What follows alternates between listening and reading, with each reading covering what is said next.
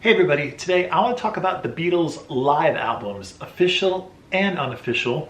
And lately there's been some rumors circulating online about possibly the Beatles releasing, re-releasing rather, the Star Club tapes, having like Peter Jackson use his demixing magic on those. Maybe, and I've even read about like the Beatles Washington DC Coliseum concert being released on vinyl. They're all just rumors, of course, but I've been seeing them pop up quite a lot. So it got me thinking about the Beatles live material and their official and unofficial releases. So I wanted to show you some of the albums that I have in my collection and tell you what I think is the best of all of these as far as the best representation of the Beatles and the best sound for me personally.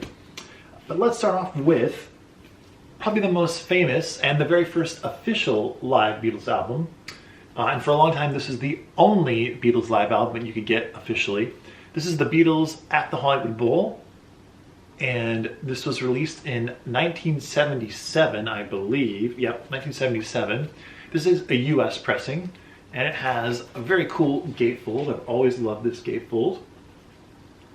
And side note, this is the very first record I ever bought with my own money. My very first Beatle record. I found this at my local record shop, and I saw it and I couldn't believe it. I didn't even know it existed, so I thought it was so cool that the Beatles had a live album, and it just felt like very special. And at the time, I thought it was like very rare, of course, not knowing that they, printed, hundreds of thousands of pressings of this. This is the exact copy that I bought, and I've had it ever since. And I've always really had a special place for the Beatles Hollywood Bowl album. But this was released in, like I said, 1977, put together by George Martin and Jeff Emerick. It consists of 3 shows, one from 1964 and 2 from 65. I believe that's correct. And they took like the best of those 3 concerts and put them into one concert. So originally, of course, this was intended to be released in the 1960s. But the Beatles and George Martin did not like what they heard. They thought it was just subpar, so they didn't release it. At the time, if it was going to be released, I think it was going to be released like in between Beatles for Sale and Help. I believe that's when it would have been released. Either way, it was not released in the 1960s. It was all the way until the 1970s, 1977 that this came out, and the sound quality of this is pretty good, is what I would say. The crowd noise is really, really loud, and I'm sure it's, it's like, I think George Martin described it as trying to record something in front of like a jumbo jet airplane, which is a great way to describe it. The screams were just incredible. And the fact that the Beatles could even hear themselves at all, because this is a time where the Beatles didn't have monitors to hear what they were singing. They were just singing into nothing, basically. And if you're a musician, you understand how incredibly hard that is to do, to sing in tune, to know where you are, to know what your other bandmates are doing. But they pulled it off very, very well, I gotta say. And this is a very, very solid live album. It's just been a record that I do listen to this quite often. It has a certain charm about it, is what I would say. So that's the Beatles at the Hollywood Bowl. And I will be, of course, mentioning these were recycled, we'll say, later on. So that's coming up. So don't think I'm not going to talk about that other album. Next up, this is when it gets a little bit, I don't know what we say here, kind of toes the line between official and unofficial. These are, of course, the famous Star Club recordings, recorded at the end of 1962 with Ringo on drums. So at this point, the Beatles had already signed a contract with EMI, and they'd already done their first audition. They'd already recorded Love Me Do. So these were a very interesting time period for the Beatles. They'd already signed a contract to go back to Hamburg to the Star Club, and they didn't really want to go back and play these shows. Brian Epstein basically persuaded them to go back, and he kind of he sweetened the deal a little bit, but he flew them to Hamburg for these shows. The Beatles while they were there, they became friends with a bunch of people, and one of the people there, I'm not going to go into crazy detail here, but one of the people they were friends with who was also in a band, he had a tape recorder and he ended up recording a bunch of bands over different nights. The Beatles were included in that group of bands, and that's how you get the Star Club tapes. These are very, very poor quality is how I would describe it. The vocals are very much buried. It's very, very muffly sounding overall. It's like you're listening to the Beatles almost across the room is how I would describe it. Of course, this was released, this happens to be a German pressing, released in 1977, which I don't think is a coincidence that this also came out in 1977, the Hollywood Bowl. They were trying to say, hey, here's an official Beatles Live album, don't buy this. But these Star Club tapes came out in 1977. I think that's the first year they came out, at least packaged like this. And they tried their best to clean up the recordings on here, but really it's very, very much subpar, lo-fi, if you want to call it, whatever you want to call it. It's not a pleasant listen, is what I would say. This is a gatefold, but it's just got a bunch of information in there. And all the information in here is really, really weird. They were trying to avoid legal trouble with the release of this because technically the Beatles were signed to EMI when these recordings were made, which would have meant that the recordings belonged to EMI because the Beatles weren't allowed to make recordings outside of EMI, of course. And so in order to get around that, they claimed that these recordings were done before, and they claimed that Pete Best was sick, and so Ringo was filling in on drums. They give all this kind of like weird lies to get around the legalities of everything. But anyway, these are the Star Club tapes, and while they don't sound that great, I still really, really like these a lot. They're a lot of fun to listen to. You get a lot of songs the Beatles that never were recorded anywhere else. Songs like Red Sails in the Sunset, Where Have You Been All My Life, Little Queenie, Falling in Love Again, a bunch of just very weird songs that you can only really find on these Star Club tapes. So I'm hoping that someday someone does go back and remix these Star Club tapes. The other thing I should mention is the Beatles now officially own the Star Club tapes, because I believe it was in like the late 90s that the Beatles sued whoever owned these tapes at the time to try to take ownership of the tapes, saying that, you know, all these bootlegs recordings have been released without the Beatles acknowledgement, and the court ruled in favor of the Beatles and Apple. So Apple now owns the Star Club tapes, and hopefully they will clean them up. Maybe Peter Jackson will do that, and his team, like they did with the Get Back film and a bunch with Revolver and the Red and the Blue albums recently, and use the demix technology to clean these tapes up and put them out. And hopefully they sound really, they're never going to sound amazing, but at least better, so you can hear the vocals and stuff like that. This is another, by the way, pressing of the Star Club tapes, just packaged differently on a different label. And this one's very similar to the other one. It's got a gatefold where they try to explain away how it's not recorded in 1962. But anyway, I love the Star Club tapes. Very, very interesting.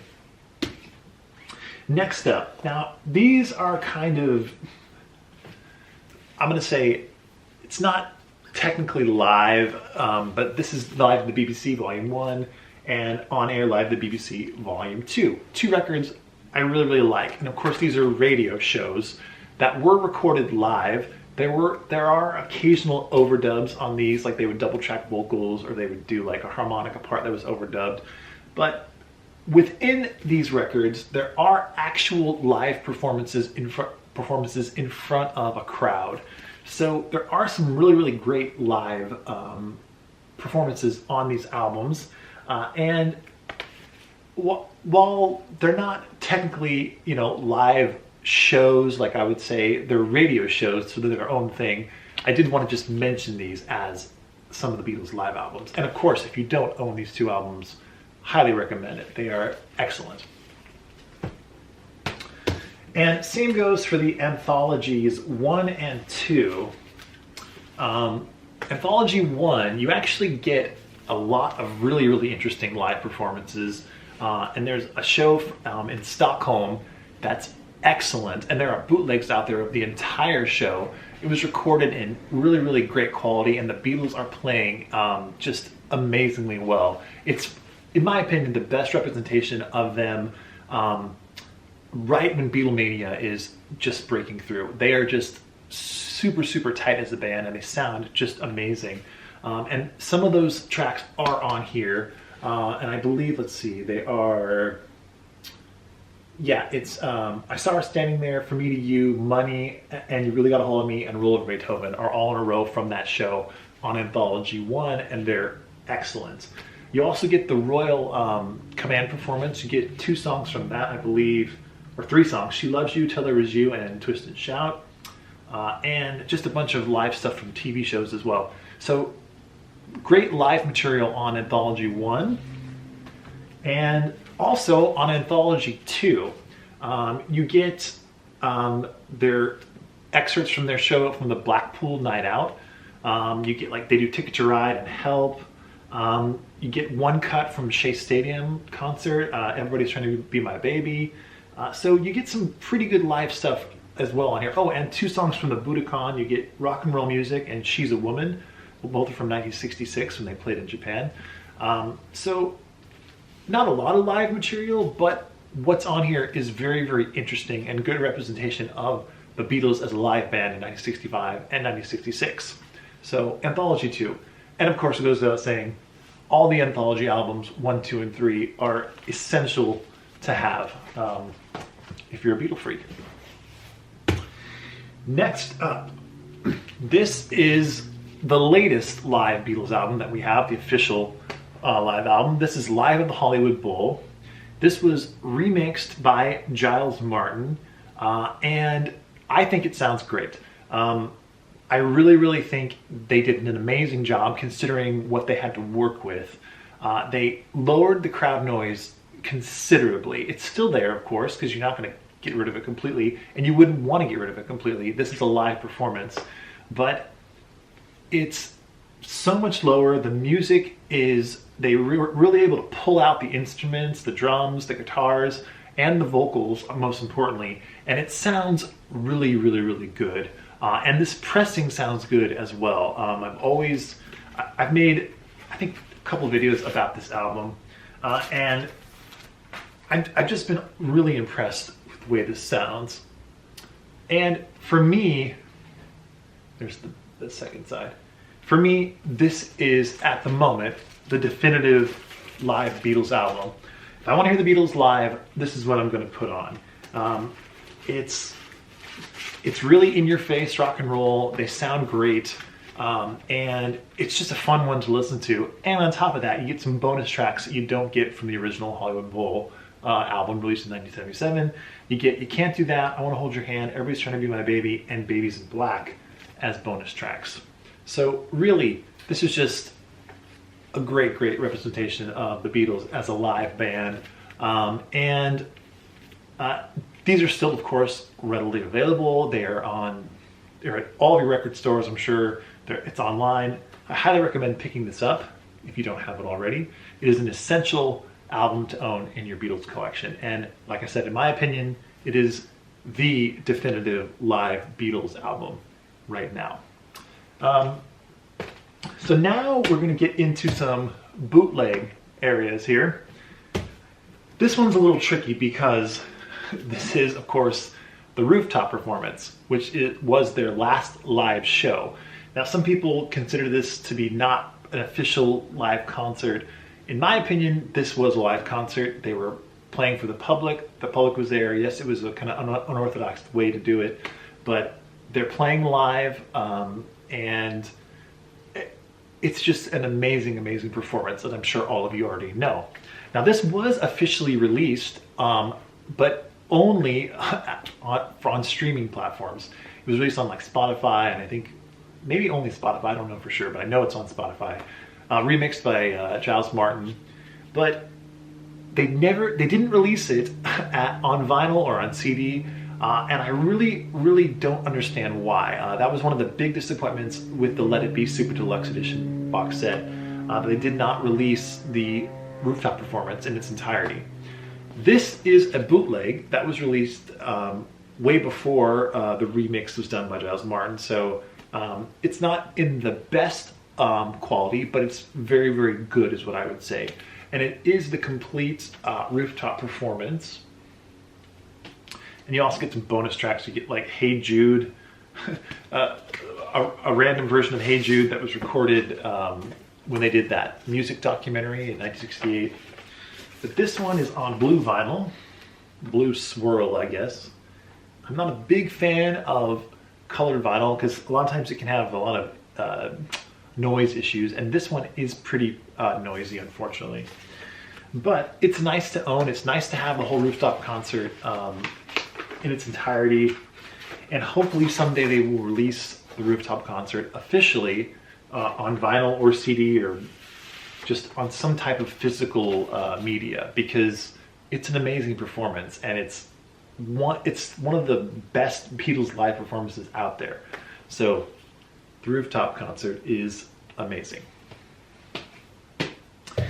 Now we're getting into some random bootlegs I have of very poor quality is what I'll say. This first one is a mixture of two shows, shows from Melbourne, Australia and the Washington DC Coliseum. This is a bootleg that basically someone recorded this off of a TV. They had like a single microphone and held it up to a TV speaker, because these two shows were broadcast on television in Australia, and I think in America. The Washington DC concert was, I think, shown in like movie theaters also. But anyway, it's very poor quality, and I guess it's fun to own this, but generally speaking, I think I've listened to this maybe once just to see what it was. When I found it in a record shop, picked it up, and it's just whatever. It's okay. Sadly, there are about 100 to 1,000 probably of these type of Beatles live bootlegs out there that are just really bad quality. And another very poor quality Beatles bootleg, and a very famous one, the Beatles in Atlanta Whiskey Flat. Now, it would seem that this is from the Beatles playing in Atlanta. It's not. I believe this concert is actually their show in Philadelphia, if I'm not mistaken. And it's a good performance, and it's actually a pretty good recording. I think this was broadcast on the radio live when the Beatles were playing, and someone recorded it off the radio. So it's a pretty good performance. It's much better than this bootleg I just showed you, but it's still not great. And let's see, I'll show this one. Also on colored vinyl, and somebody, not me, has written the track listing on the labels. The labels originally just had a 1 and a 2 on the back, but someone with marker has decided to write the track listing, which is fine. But again, not great quality, and just very typical of a bootleg where the title is misleading, and there's like no artwork to be seen whatsoever.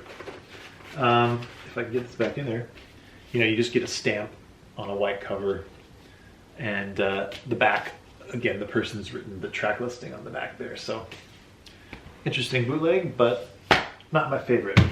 And finally, talk about bare bones. This is a white cover with a very faint stamp up here and a very faint stamp down here.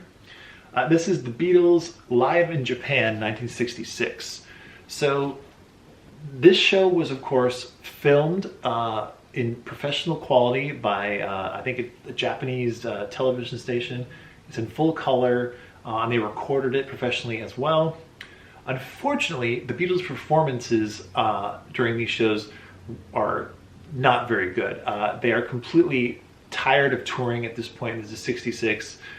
They've had death threats. They did have the whole Manila thing where they were, attacked and basically forced out of the country. So at this point, they were completely tired of playing live, which is unfortunate because arguably one of the best technically filmed and recorded performances of their career happened during these Japan shows at the Budokan. This record, the sound quality is not very good, surprise, surprise. And the artwork, like I said, there is no artwork. It's just white with little stamps on it. This one's just completely white labels.